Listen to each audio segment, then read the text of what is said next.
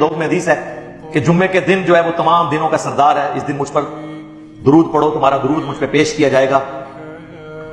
صحابہ نے کہا یا رسول اللہ جب آپ فوت ہو جائیں گے اور آپ کی ہڈیاں مٹی میں گھل مل جائیں گی تو کیا اس وقت بھی درود پیش ہوگا؟ تو آپ نے فرمایا ان اللہ حرم علی الارض ان تأکل اجساد الانبیاء، بے شک اللہ نے حرام کر دیا ہے مٹی کے لیے کہ وہ نبیوں کے جسموں کو کھائے۔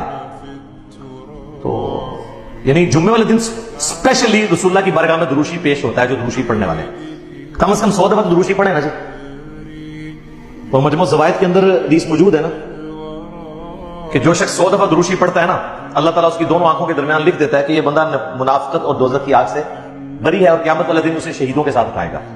صلاۃ بر محمد وعلی محمد، اللہم صلی علی محمد وعلی آل محمد۔ اور مجموع الزوائد میں ایک اور حدیث ہے کہ جو صبح شام 10 دفعہ دروشی پڑھ لے میری شفاعت اس کے لیے حلال ہو جائے گی۔ اللہم صلی علی محمد وعلی آل محمد۔